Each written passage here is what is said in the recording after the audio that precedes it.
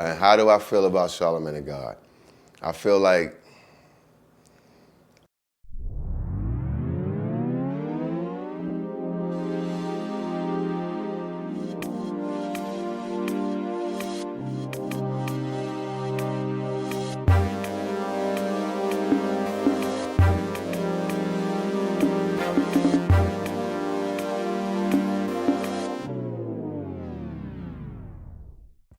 And how do I feel about Charlamagne and God? I feel like after God put me in the position that I was put in after I settled with Wendy and excelled with her, the position that I was in to be able to put people in certain situations and give opportunities, like he was definitely one of them that benefited. I stand on the fact that taking nothing away from his talent, which he clearly has, but he would never have been able to see the light of day in this #1 market with the way that these vultures are, and you know what I'm talking about. There's no room. So what I did for him, I did on some G shit. Like, you was holding me down at the time while my peoples was getting dogged out in a market while we syndicated. You made me aware of some shit that was going down. I took a personal trip to come down there. I didn't know who you was prior to that, and people had a lot of respect for you.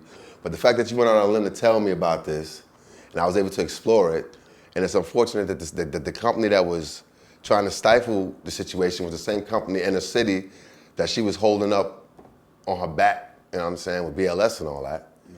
So to find out the inner city is cutting us short, and we all down together, it created a commotion. And all everybody wanted to know was how he found out. So when that all came to a head, and I realized they took that brother off the air from 5 days a week to just the weekends, I already knew what was coming. They about to fire him. Right. And my exact words to him, no disrespect to what my ex put down on her own accord with her talent, but maneuvering through this deep sea, you have to have people that you confide in that give you the right guidance of sorts, that can see what you can't see.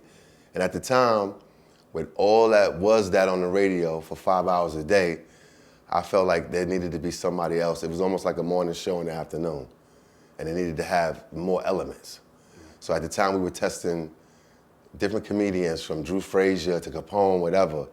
And when all this went down, when he told me what was happening in this market in Columbia, I said, listen, and they chopped his knees off by taking him off the air. I said, look, man, come up here. You could jump on and we could test it out. I don't know how long it's gonna last. You ain't got nowhere to stay. You can stay at my spot. And you can last 2 weeks, or it lasted 7 years. 5 of those years, you could say was an intern for him, but not necessarily because you had free room and board, and I was looking out for him like he was family. Like he lived with you for 5 years? He lived in my house for like 5 years.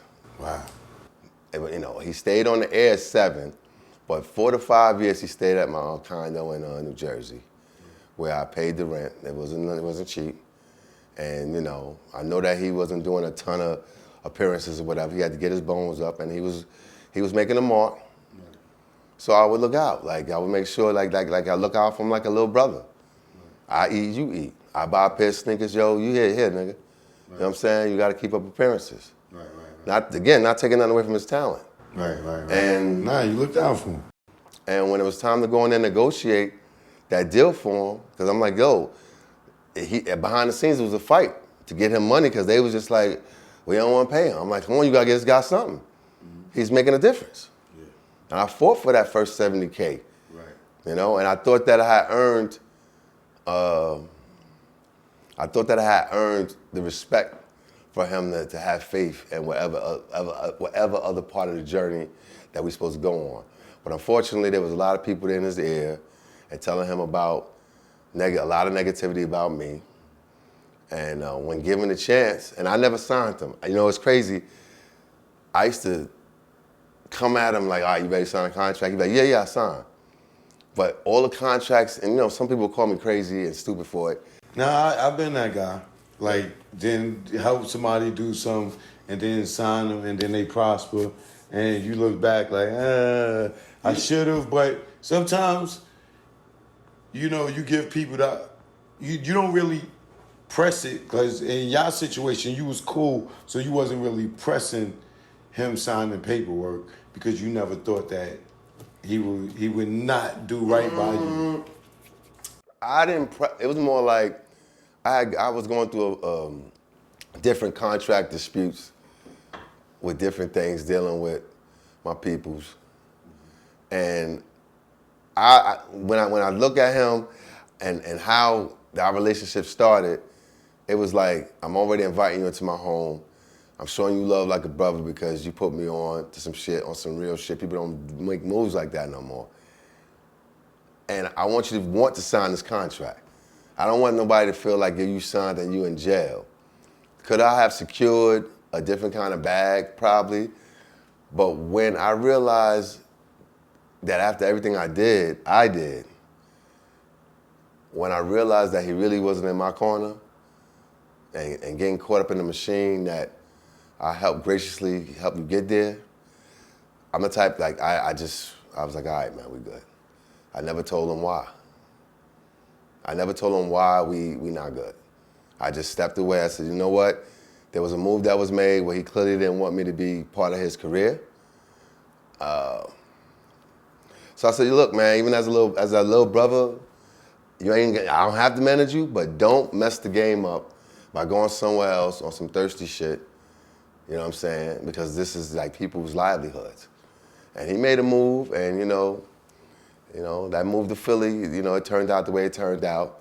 And he was able to come back strong, and that's good. So in one aspect, I applaud the efforts of, but I'm not like on from some G shit and how you went out on me because of